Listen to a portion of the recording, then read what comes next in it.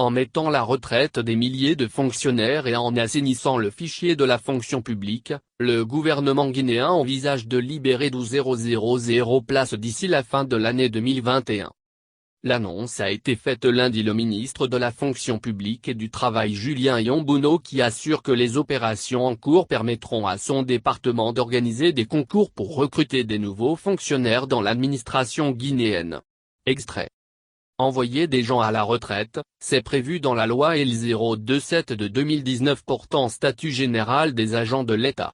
Cette loi prévoit qu'une fois qu'un fonctionnaire arrive au terme de sa carrière, il doit aller à la retraite.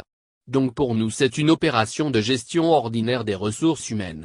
Lorsqu'un fonctionnaire atteint l'âge requis pour aller à la retraite, on le met à la retraite et on prépare tout ce qu'il faut pour lui permettre de jouir de ses droits de retraite et notamment la question liée à la pension. Ce n'est qu'une première liste qui a été publiée. Nous sommes en train de parcourir certains actes pour savoir si, éventuellement, il y a des gens qui doivent absolument aller à la retraite et qui ne sont pas admis à la retraite dans le premier arrêté. Il y a 3 catégories. La première, c'est notamment les professeurs de rang magistral, ceux qui concernent l'éducation. Ils vont à la retraite à l'âge de 70 ans.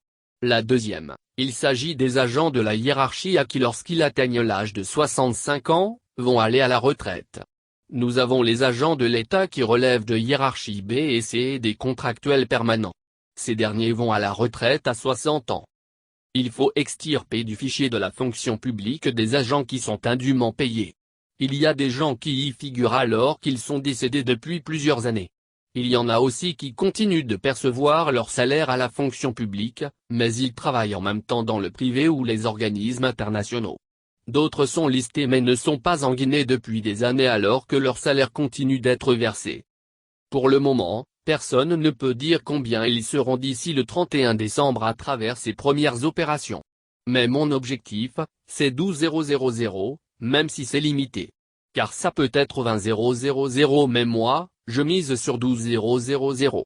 Une fois que ce nombre est obtenu, nous allons organiser en début d'année 2022 un concours ouvert, national qui est à la portée de tous les diplômés guinéens qui restent encore dans les possibilités d'être engagés à la fonction publique. Car pour être à la fonction publique, il y a une fourchette d'âge qui est entre 18 à 45 ans. Le concours sera ouvert, transparent et accessible à tout le monde. Nous avons d'autres scénarios aussi pour organiser un concours décent. Avant on pouvait demander quelqu'un cherche du travail de payer 50 000 GNF pour des frais de ceci ou cela. Pour quelqu'un qui est à Zérékoré, Yomu ou Pilimini, si on lui demande de faire son concours à Conakry alors qu'il n'est pas employé, il n'a pas d'argent, il sera contraint de payer le transport, les frais de séjour et tout ce qui s'ensuit pour venir passer un concours alors qu'il peut ne pas être admis s'il n'a pas la qualification requise.